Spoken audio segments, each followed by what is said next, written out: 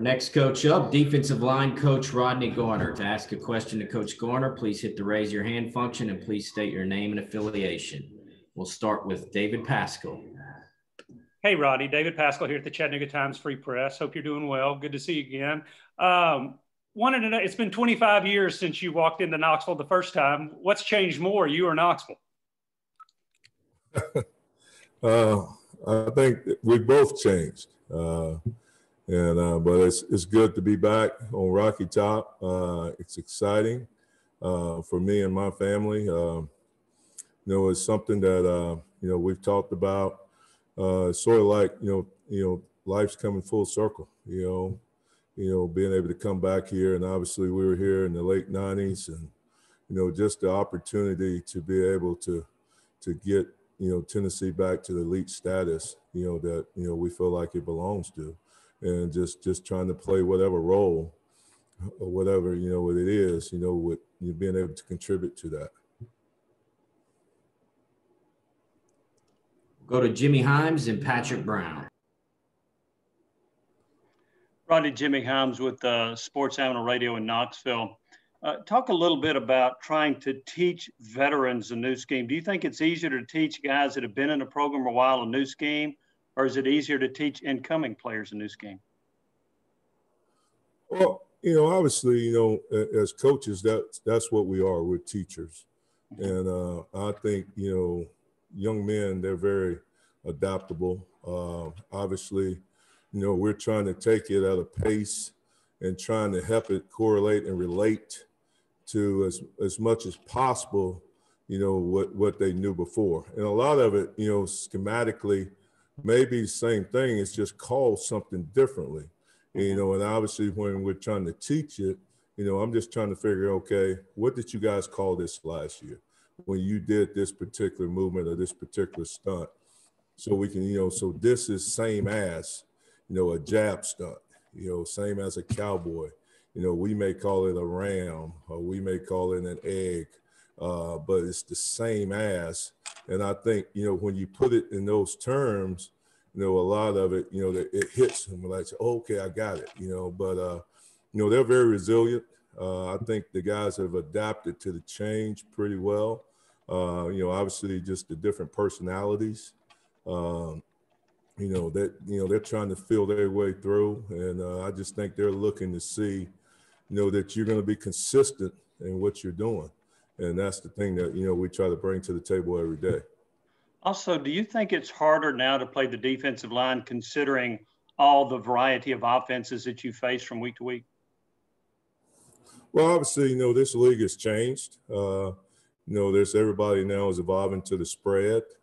So it's changed even, schematically, what type of body types that you're looking for, because everybody's in the hurry up tempo. It's hard to sub guys in and out.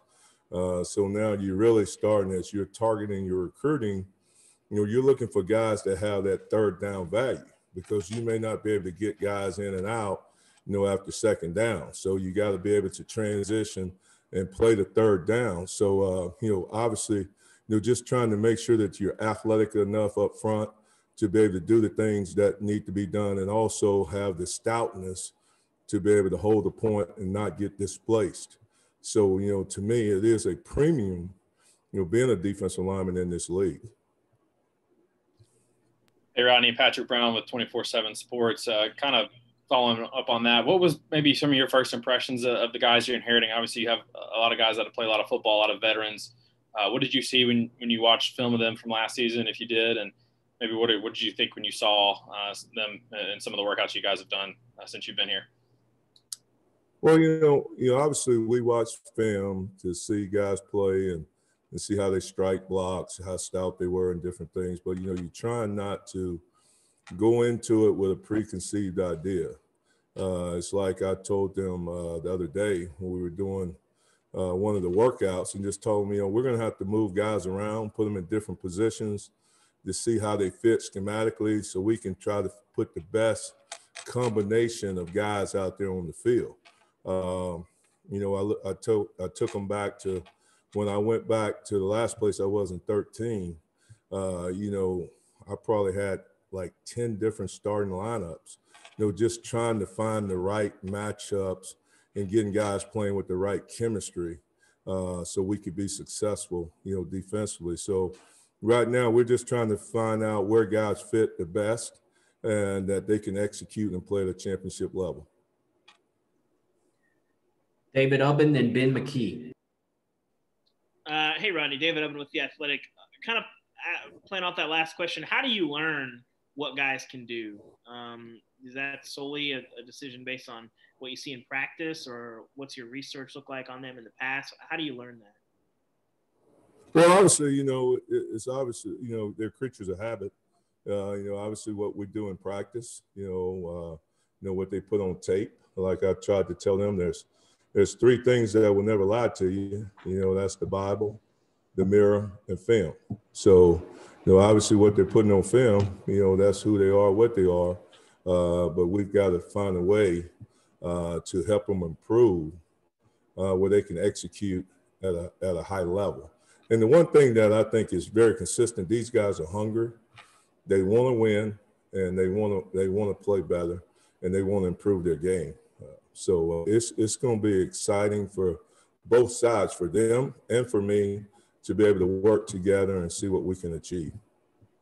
Coach, Ben McKee of Rocky Top Insider. I'm curious as to when you are trying to figure out where guys fit best and when you're evaluating talent in high school, what are you looking for? What does a Rodney Garner defensive lineman look like? Well, obviously, you start with measurables. That's a given. Then, we're looking for, a skill set. Do they check the boxes, as far as, initial quickness, lateral movement, short area quickness, COD, what kind of ankle flexion, hip flexion, knee bend, hip explosion, being able to create vertical power. Schematically, obviously, we're an attack and react front versus sitting on the line and reading. And then, obviously, it's hard, you looking at the character, the makeup of the young men, what type of character they have. And then one of the things that's the hardest to gauge is what kind of competitiveness and what kind of heart they have, which, as you try to go through the recruiting process and get to know them and get to know their families and their makeup, and hopefully that'll be more revealing.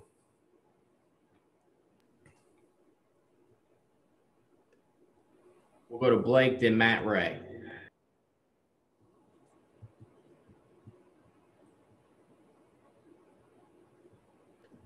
Blake, you there? Sorry about that, Bill. I froze for a second. No problem. Rodney Blake Topmeyer with Knoxville News Sentinel. This is kind of a follow-up. You mentioned being an attack and react type front. I was wondering if you could elaborate kind of what do you feel like the hallmarks will be of the defensive line in this scheme? How would you like to see your guys play? Well, obviously, you want to play violent. It's a violent game. We want to strike. We want to create knockback. We want to perfect, block destruction. Be able to hold the point on the different combo blocks, and just be very disruptive up front, and also at the same time being mindful of that we've got to protect that second level guys too, and not just let guys climb.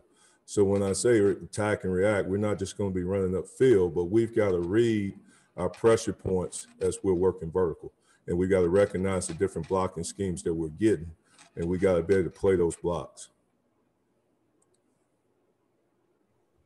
Rodney, Matt Ray with Sports Illustrated. Shortly after you were hired here at Tennessee, I asked Derek Brown what kind of coach Tennessee was getting in Rodney Garner, and he told me they got the best damn coach in college football. He will not only grow those guys as players, but as men as well. My question to you is, how important is it for you to not only be able to relate and develop these guys on the field, but play a role off the field in developing them into a man? Well, obviously, I look at this, as my ministry, and this is what I want to pour into these young men, and the thing that we sell to these families. They're going to give me a young man, and I want to give them a man back. So, we have the holistic approach. That obviously they all want to play at the next level. You ask them man for man, that's what you hear. But, you know, I want them to be good students. I want them to get a degree. I want them to be good men off the field. You know, my role is I want them to be good husbands, good fathers, you know, good citizens, you know, so we're looking at that. And hopefully, you know, we can develop them spiritually, socially, and then athletically. And I feel like if we can encompass those other areas, then they're going to be good football players, because hopefully we're targeting the guys that have the skill set and the talent to be able to play at a high level. So if we're doing our job as far as developing them in other areas, then they should be very coachable, and we should be able to achieve their athletic goals along the process. Last question, Eric Kane, and then we'll get Coach Eckler in. Hey, Rodney, Eric Kane with the Sports Animal here in Knoxville. Welcome back to Knoxville. My question for you is, this defensive line group, it's had quite a bit of turnover in terms of coaching as instructors the last couple of seasons. How important is it for those guys to have stability in one coach, in one voice, to kind of get better and continue on with their journey? Well, I think stability is important in anything, and that was one of the things that, you know, Coach Hype talked about. You know, I look at, you know, when we were talking, you know, when he was formulating his staff, you know, he was looking for men that wanted to be here at Tennessee and not look at it as a springboard to the next job. You know, and obviously, like I told him, I feel like, you know, UT is a destination spot. It's definitely a spot that, you know, I'm excited to be back at. I'm excited to help it get back to the elite status that it deserves. My family's excited about it. You know, obviously my second oldest daughter was born here at Fort Sanders.